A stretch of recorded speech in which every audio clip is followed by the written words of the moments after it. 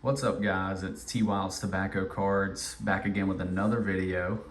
Today is just going to be a mail day, kind of showing you what I've got that I picked up over the course of last week and through last weekend. Since I made that first video, these came in. So there's 5 of them total, so I figured that'd be enough to make a quick video. But yeah, I'm super thankful the way these came in and how they turned out. They looked even better than what they did in the pictures. So without further ado, I'll get into what all came in. So first off is a Southern Leaguer. This is Carlos Smith. Beautiful portrait card. One of my favorite portraits that's in the set, mainly just because of that tiny little hat that he has on and kind of the faint pink background. But Carlos Smith was a good outfielder and hitter for like 11 different minor league teams. He never made it to the majors, but he's pictured here in his Shreveport Pirates uniform, which I think is one of the more cool uniforms that these players have on, with the collar popped and everything. It just looks really old-timey and kind of speaks to that time period.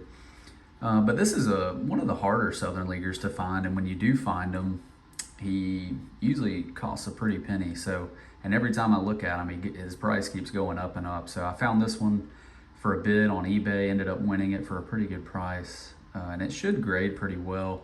This was one of the last raw cards I needed to come in before I send that submission off to SGC, so I would think this one would grade pretty well. It's a little off center, but the corners are good, and there's a tiny crease on the front, but nothing major. So yeah, happy with that one, all in all. Next up, we have a beautiful card. This is another great portrait in the set. This is 1909 Sweet Capital 150. Show you the back real quick. Sweet Cap 150, graded a 3. This is George Stone. Now, George Stone was a great outfielder for Boston and St. Louis. And the fun fact about George Stone is that for the first 28 years of the American leagues, the batting title was won by a future Hall of Famer. Now, whether that was Cobb Ruth or Tris Speaker or so on and so forth, but it was won by a Hall of Famer every year except for one, and that was 1906, and George Stone won it by hitting .356 with 6 home runs, 71 RBIs, and 35 stolen bases. And the runner-up that year was actually Nap LaJoie, so again, another Hall of Famer that he beat out. But yeah, he only played 2 games for Boston before he was traded to St. Louis. But one of my favorite portraits. It honestly looks very similar to Rube Waddell, but I love that blue background with the old-timey St. Louis jersey. It all just blends really well. That's always been one of my favorite cards. Next up, we have a great one, Hall of Famer, obviously, Frank Chance. This is a 1910 Sweet Capital 350. This is his yellow portrait background, graded a 1.5. This is a very, very good 1.5. I mean, it's pretty clean all the way around, as you can see. Back is really good.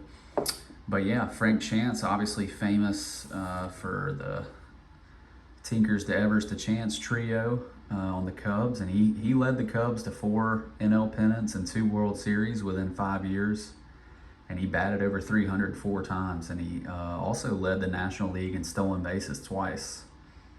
And funny fact about Frank Chance was that he was actually the first player to ever be ejected from a World Series game.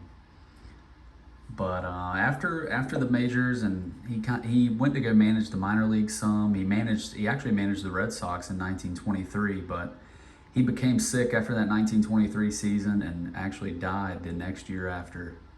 But he was elected into the Hall of Fame in 1946.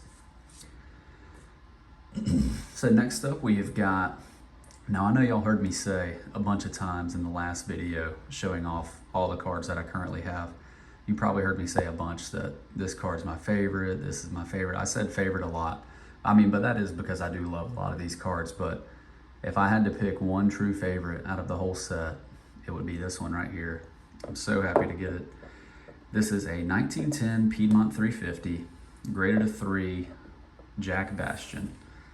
So Jack Bastian, obviously a Southern Leaguer, and you're probably wondering why this card is my favorite out of the whole set. And it really has nothing to do with the picture at all. I mean, it is a good picture with him, you know, the old-timey hat and the old school jersey. But it really just mainly has to do with his story. So I get a lot of my info on these players from the T206 book, the players and their stories. But I also try to look on the internet too for some other stuff that may not be included in there, but you cannot find anything about this guy.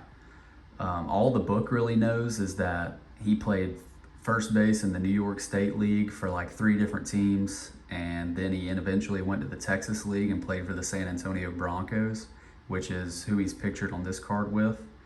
But his career stats are very, very, very subpar, the ones that they do know, which is pretty much like his batting average. I think his career batting average was like a 170 or a 180. So just the fact that this guy is just kind of a mystery is what makes it my favorite card in the set. I mean, it even says it in the book. It's like why he's included in this set is frankly a mystery. So I just think it's pretty cool. And the fact that, you know, Southern Leaguer, that's my favorite subset within the whole T206 set. So obviously I'm a little biased in that aspect, but yeah, just the fact that nobody knows anything about him is what makes him my favorite. I just think that's pretty cool. All right, so next and last is not a T206, but as y'all know, I am trying to collect the whole Series 1 T210 Old Mill cigarettes, specifically the Jacksonville and Savannah players. This is Pope. I do not know his first name. He's kind of like Bastion that I just showed you. I couldn't find any info on this guy, but it was graded a 1 by SGC, which I believe the only reason why is the writing on the front. And I wanted to talk about that a little bit because it would be really, really cool if that was actually his signature. Now, I know there's probably no way to tell if it is, but the more and more I looked at it, I'm like, that looks like a pretty professional signature, but it could be anybody's. And I guess it's one thing that I'd never be able to find out because this guy was just a career minor leaguer. Nobody really knows who he is, but still cool nonetheless. I'm kind of a sucker for writing on these old cards just because you never know who wrote it or why they wrote it. It just kind of adds a little bit more of a cool factor to these cards. I know it kills the grade usually, but I like it. It just adds more character to the card to me.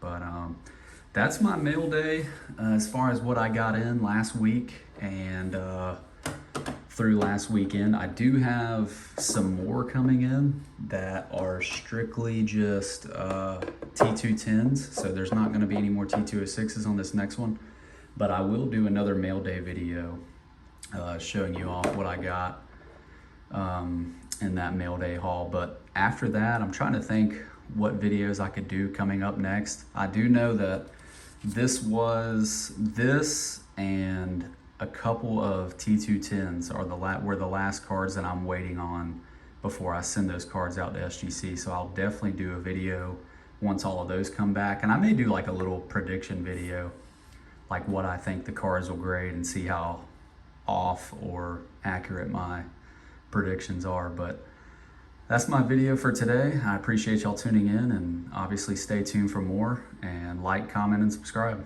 Thank you.